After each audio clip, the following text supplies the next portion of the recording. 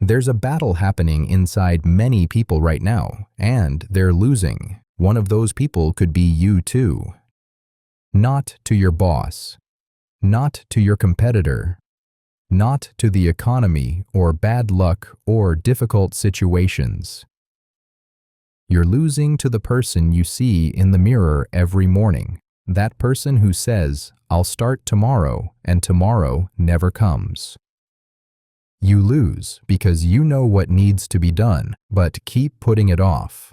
Know you should stay quiet, but let emotions explode. And know you need to focus, but can't stop checking your phone. If you're like these people, or in other words, if these people are you, I want you to know this. You're not weak. You're not less intelligent than others. You're not missing opportunities that other people have. You just haven't learned how to control yourself yet. And that's what today is about.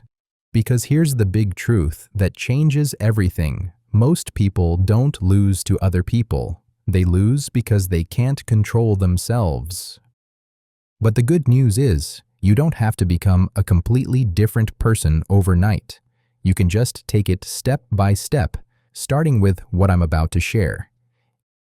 In this video, you're going to understand 3 important things. First, why people usually lose to themselves. Second, the 4 most common ways lose control of our own lives without realizing it. And finally, also, most importantly, how to start taking back control your own life, even if you can only start with very small steps. This is Fluent English with Radio, where learning English meets personal growth and real motivation. We share truths that help you grow, even when they're uncomfortable, because that's how you become your best self. This isn't about becoming perfect or never making mistakes. This is about learning to master yourself so you can finally master your life. So if you're ready to stop losing to yourself, keep watching. Let's begin right now. Part 1. Why people usually lose to themselves. We should start with the most important question. Have you ever seen smart, capable people lose to themselves? People who look strong and confident, like nothing can stop them. But in the end, they still fall because of their habits, emotions, or the choices they make. This happens more often than we realize. Well, the truth is, people don't lose because they aren't capable. They don't lose because they lack smarts or talent. They lose because the brain always picks what feels easy first and decides what's right later. Our human brains were designed for survival thousands of years ago, programmed to save energy, avoid pain, and seek comfort, making us run from dangerous animals and eat as much food as possible since the next meal was uncertain. That same brain is still running your life today, but the world has changed, and the old programming that once kept you safe now keeps you stuck. Think about it like this.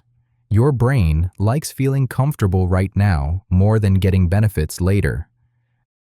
That is why using your phone feels nicer than doing important work, and staying in bed feels easier than exercising.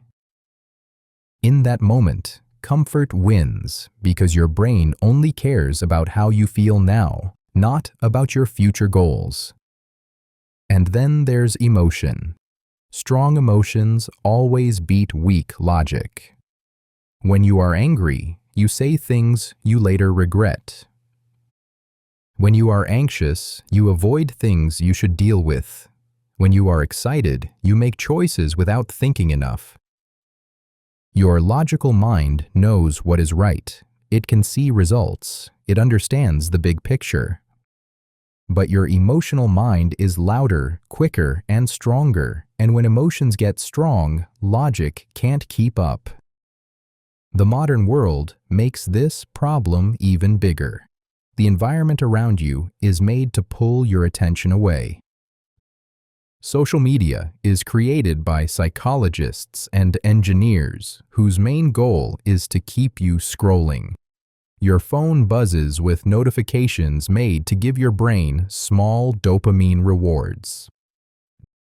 News websites use eye-catching headlines to make you click. Every app, every website, every platform is fighting for your attention, and they are winning.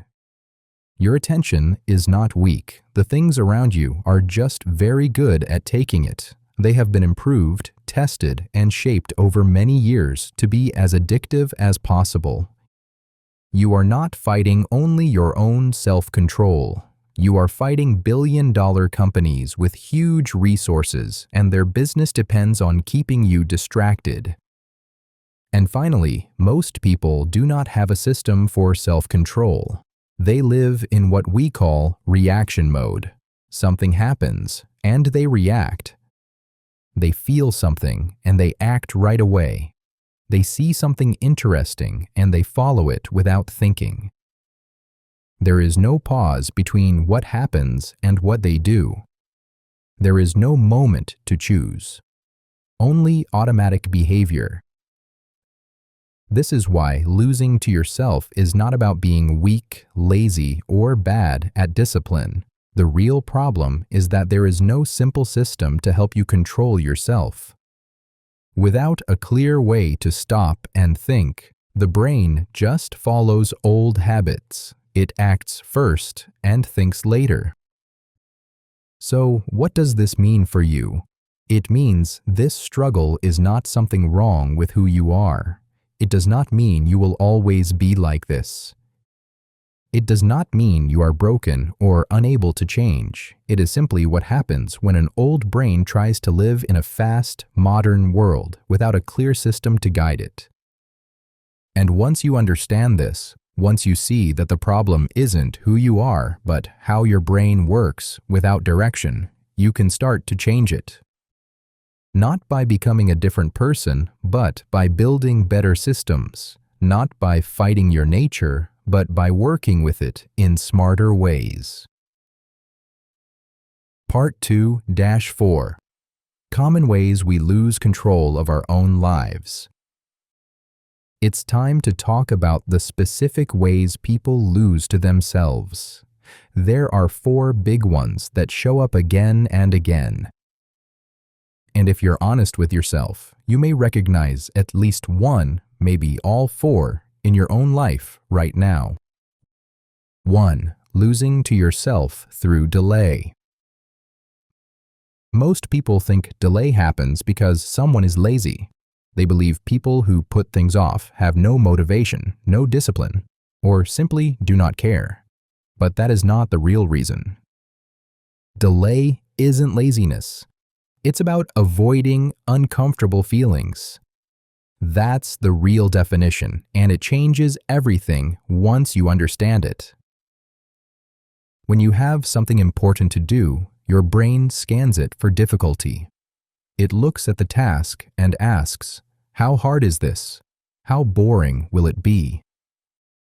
How uncomfortable will I feel while doing it? If the answer is very, your brain sends a signal right away, not now. Do something easier first. We'll come back to this later. So what do? You check your phone, you organize your desk, you make another cup of coffee, you respond to easy emails. You do anything except the thing you actually need to do. Not because you're lazy, but because your brain is protecting you from discomfort. This is how the system works. Your brain always picks what feels easy first and pushes hard things to later, just like I said before. It does this every time. Your brain is not trying to harm you or ruin your success. It is simply doing what it was taught to do.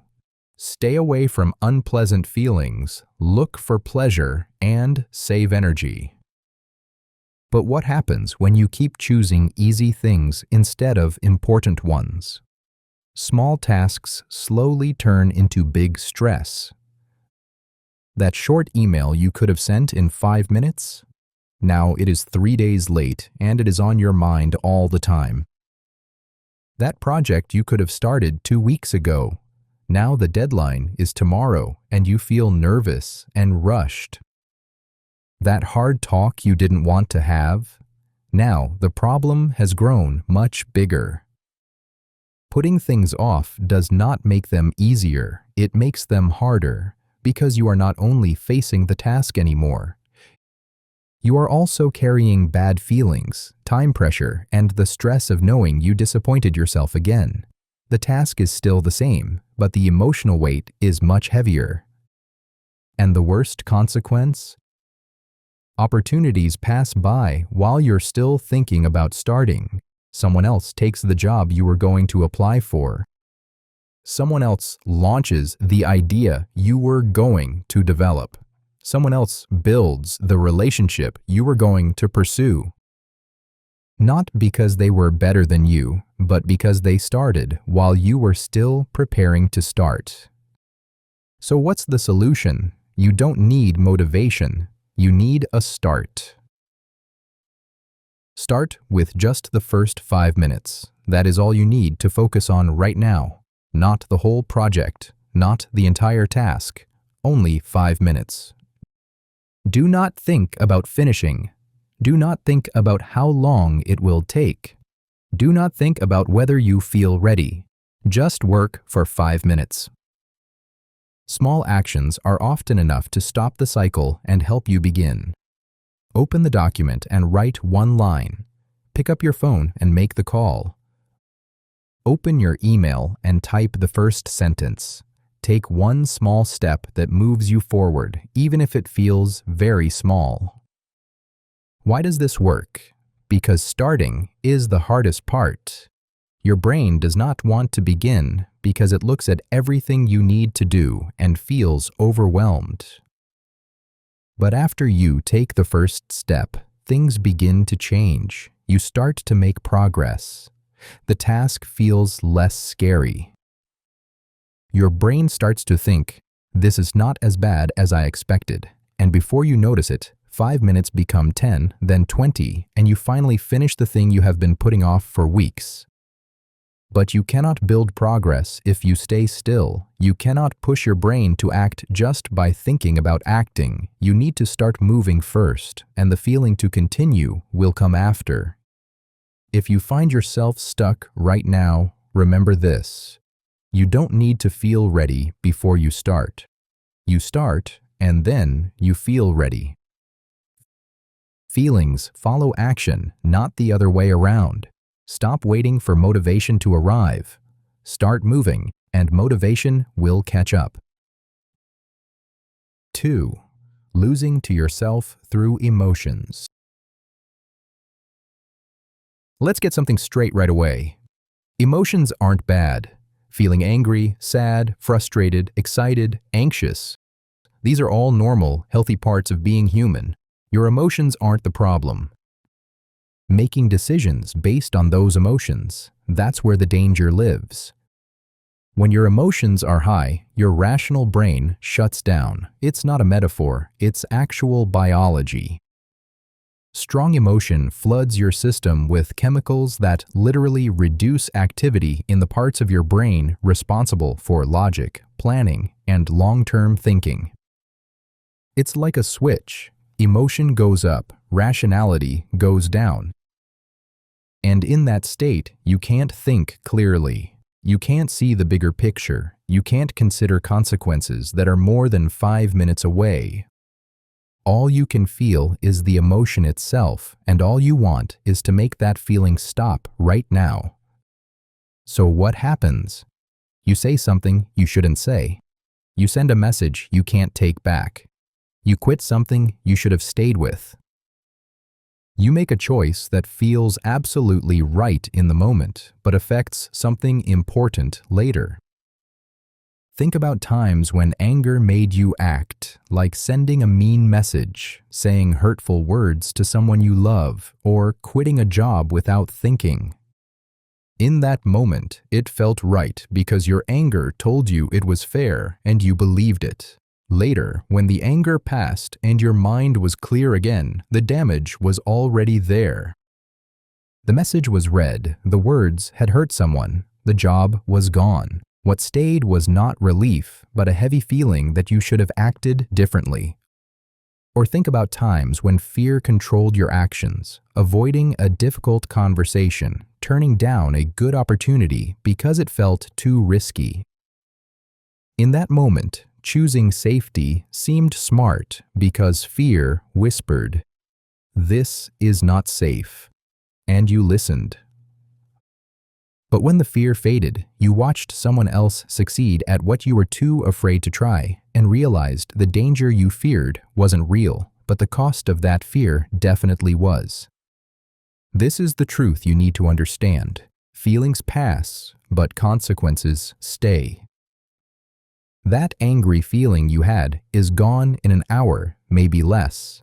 But the relationship you damaged with your angry words, that might take months or years to repair. Maybe it can never be repaired. The fear you felt about taking a risk, it disappeared once you calmed down. But the opportunity you missed because of that fear, someone else took it. It's gone forever. Your emotions are temporary. They rise and fall like waves, but the decisions you make while riding those waves, those create permanent changes in your life. One simple solution is to wait 24 hours before taking any important action. When you feel a strong emotion and want to act right away, just stop. Hold back from sending that message. Take a moment before making a choice or saying something. Try not to do anything immediately. Just wait. Wait 24 hours and let your mind calm down. Give your emotion time to pass and create space to think clearly. This way, you can decide based on what you actually want, not just what you feel right now. This doesn't mean ignoring your emotions or pretending they don't exist. Feel what you feel, acknowledge it, and sit with it. But don't let it make decisions for you. Learn to separate feeling from doing. Your emotions give you information. They tell you what matters to you, what hurts you, what excites you, but they're terrible decision makers. So feel them, listen to them, but don't let them drive. You drive, and you drive better when you're calm. Remember this: feelings pass, consequences stay. Third, losing to yourself through distraction. Let's be completely clear about one important thing. Getting distracted is not your fault. It does not show that you are weak or you are unable to control what you do.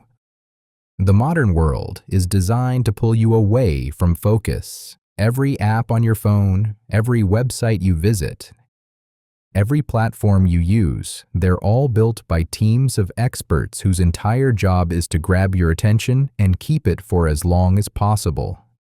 These aren't accidents. They're carefully engineered systems designed to be addictive.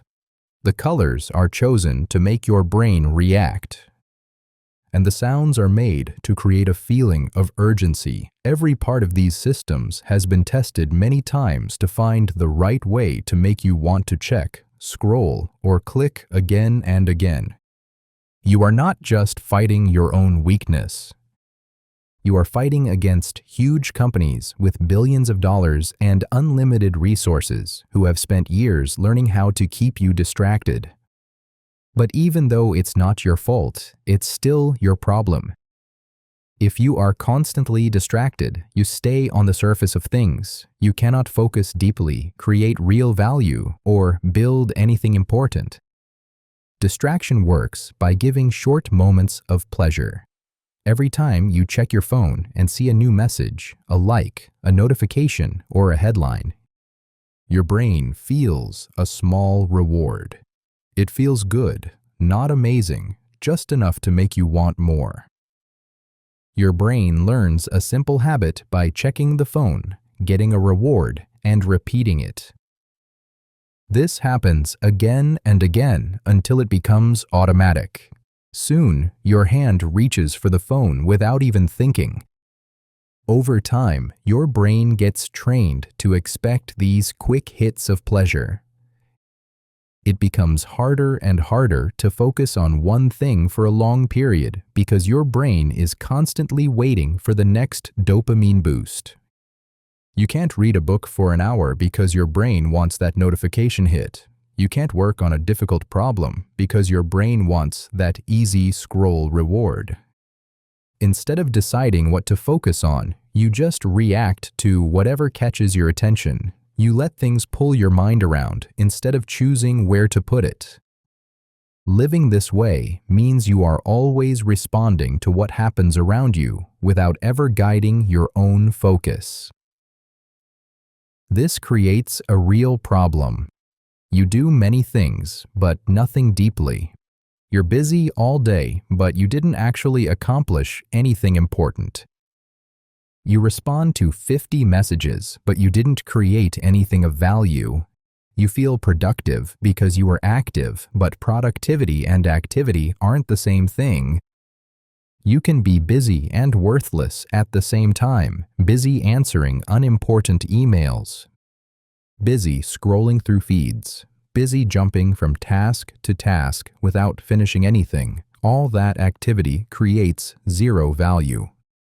In a world where everyone is distracted, the ability to focus is rare, and rare things are valuable. If you can focus when others can't, several things will change. Your work becomes better, learning happens faster, and harder problems get solved. The things you create start to actually matter.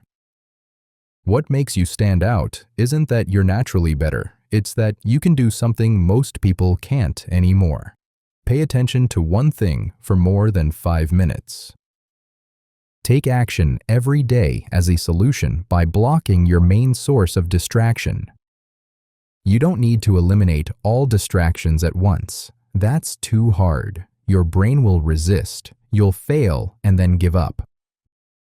Don't try to quit social media, turn off all notifications, and work in silence all at the same time. That's too much change too fast. Instead, pick one, just one. What's the biggest source of distraction in your life right now? Maybe it's your phone. Put it in another room while you work. Maybe it's social media. Delete the apps for a few hours each day.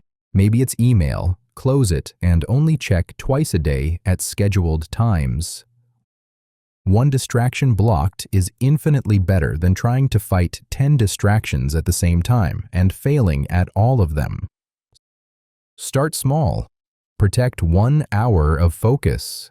Then protect 2. Build the habit slowly. Train your brain to go deep again. It won't happen overnight, but it will happen if you're consistent. And remember this, what you focus on decides who you become. Focus on shallow things, scrolling, clicking, jumping from tab to tab, and you become shallow. Your thinking becomes shallow. Your work becomes shallow. Your entire life becomes shallow. Focus on deep things, difficult problems, important projects, meaningful work, and you become deep. Your thinking becomes deeper. Your work becomes more valuable. Your entire life becomes more meaningful. Your attention is your most valuable resource, more valuable than your time, more valuable than your money. Because where your attention goes, your life follows. Protect it like it's worth everything, because it is. 4. Losing to yourself through lack of discipline. Discipline sounds strict, doesn't it? It sounds hard and rigid and uncomfortable. It sounds like forcing yourself to do things you hate, like punishment, like denying yourself everything you enjoy. But that's not what discipline really is. That's a misunderstanding that stops most people from ever building it. Discipline isn't about forcing yourself. It's about keeping promises to yourself. That's the real definition, and when you understand it this way, everything changes. Think about it like this. When you tell yourself you're going to do something, anything, and then you don't do it, what happens inside you? You lose a little bit of trust in yourself. Your brain notices the gap between what you said and what you did. It records, I said I would, but I didn't. My words don't mean anything. Maybe you told yourself you'd wake up early, finish that project, or stop eating junk food, but you didn't follow through. Each broken promise seems small by itself, but they add up over time. Do this enough, and you stop believing yourself completely. You make plans knowing deep down you won't follow through. Set goals expecting to quit within a week and promise to change without really believing it's possible because you never have before. This is the mechanism behind losing control of ourselves. Broken promises lead to lost self-respect, and lost self-respect leads to giving up. When you don't respect yourself, when you don't trust your own word, why would you even try? You already know you'll fail. You've proven it to yourself 100 times. And when you don't trust yourself, other people eventually stop trusting you too. They notice that you don't finish what you start. They see that you make excuses. They learn not to rely on you because you've shown them you're not reliable. They don't say it directly. They just stop giving you opportunities that require trust. The consequence isn't just internal, it's external too. People stop relying on you. They leave you out of important projects. They stop thinking of you for chances that need someone they can count on. Not because they don't like you, but because they have seen that you often don't follow through. The important good news is that self-discipline can be rebuilt.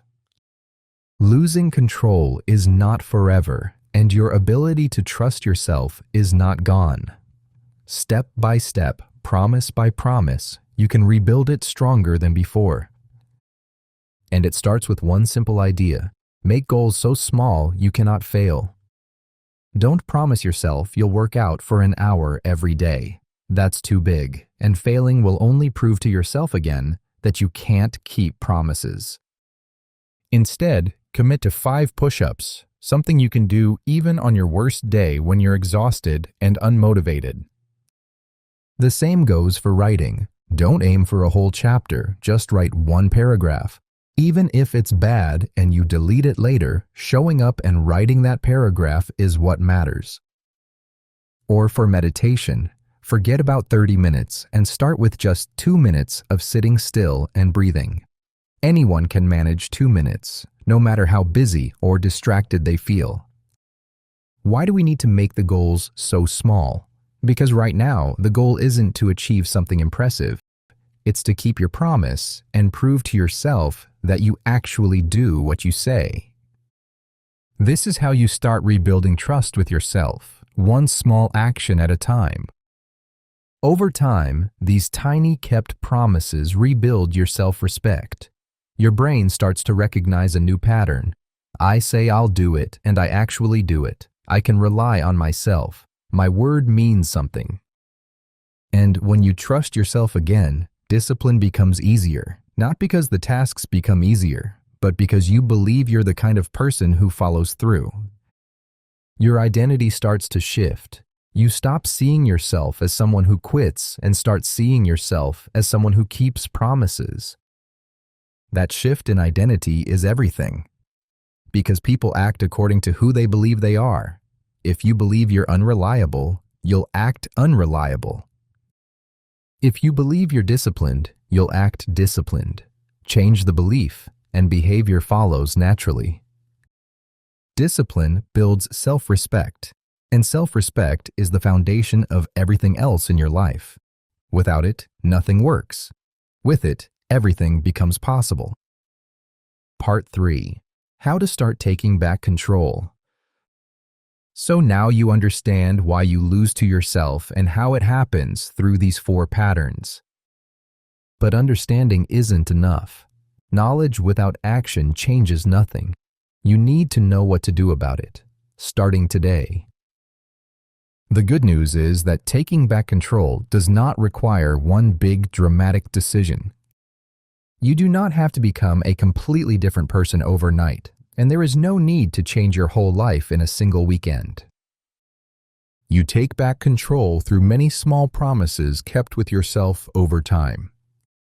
Losing control doesn't happen in one day. It happens gradually through hundreds of small choices that compound over weeks and months and years. And taking it back doesn't require one magical transformation. It happens the same way, gradually, through small choices that compound in the opposite direction.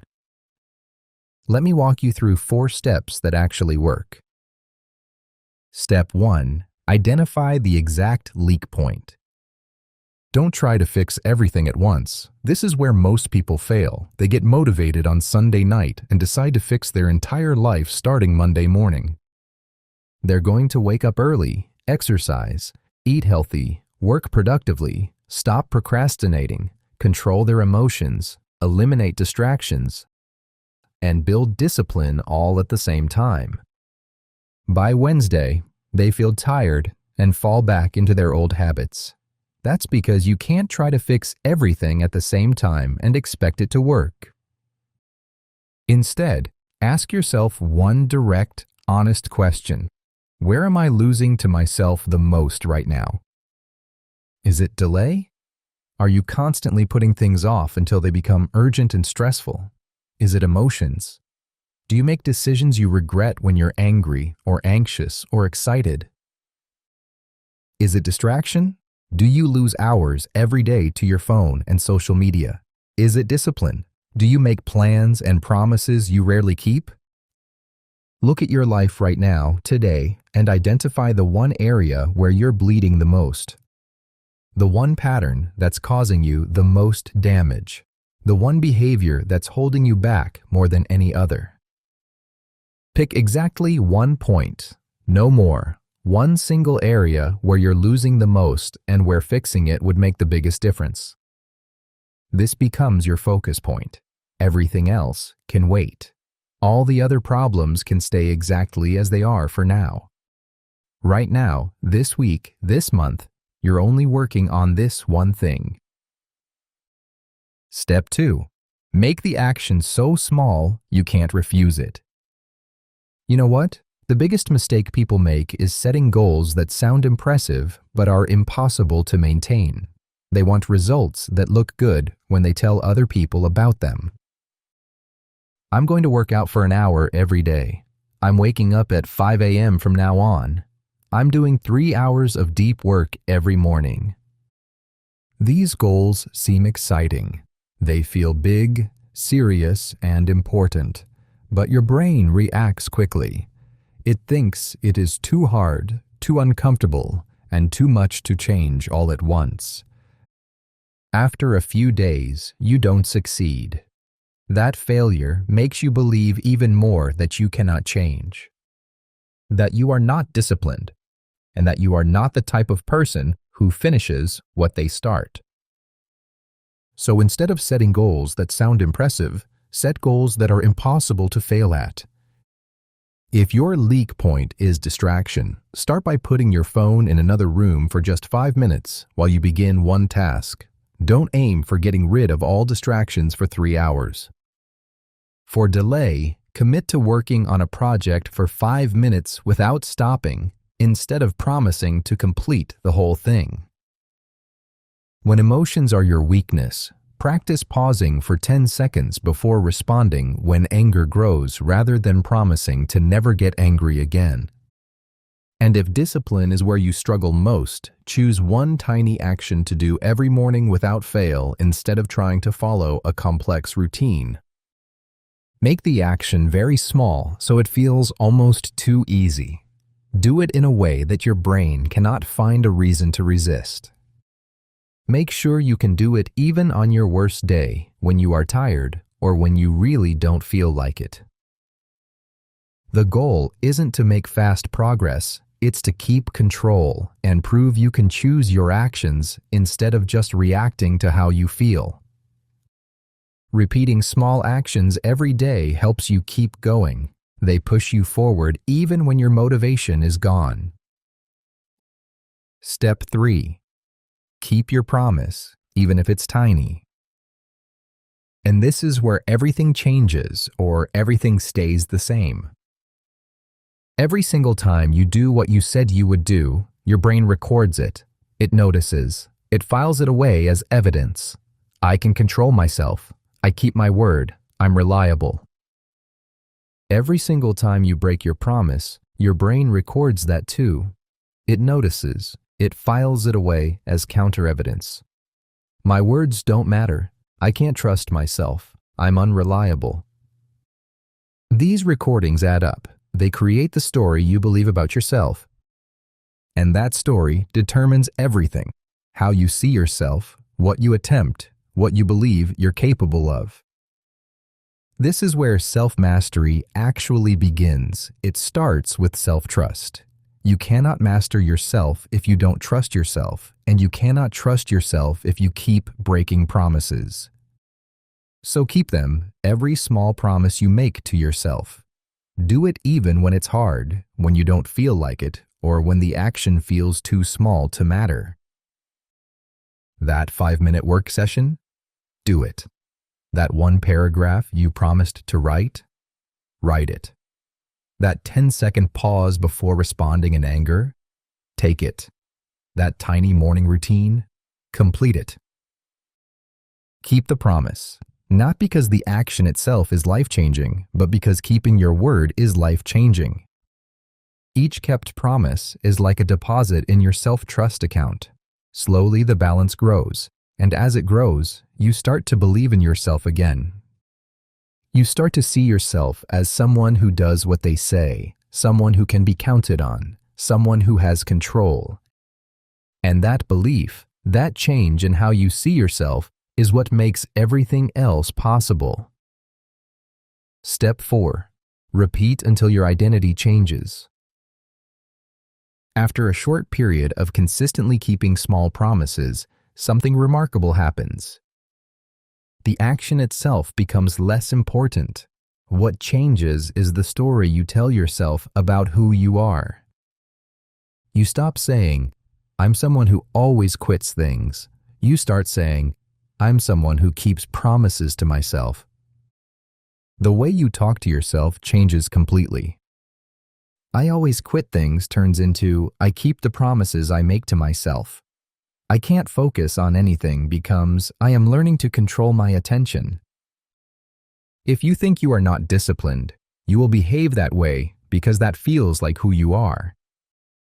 If you see yourself as disciplined, your actions will match that belief. What you do comes from how you see yourself. And that's when self-mastery stops being a struggle and starts being your natural state.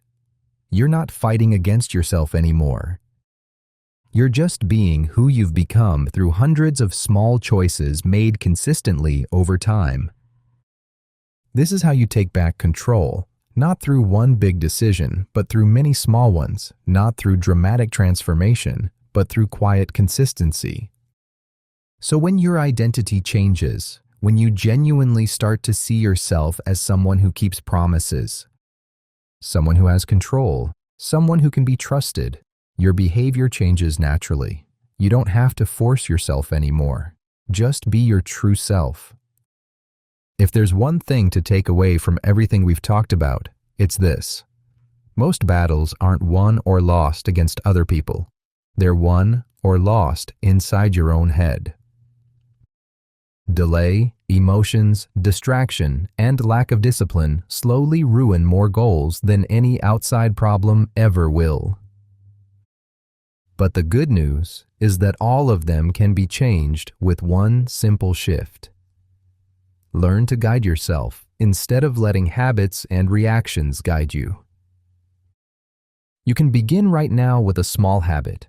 Before doing anything important, take a short pause and ask yourself 2 things.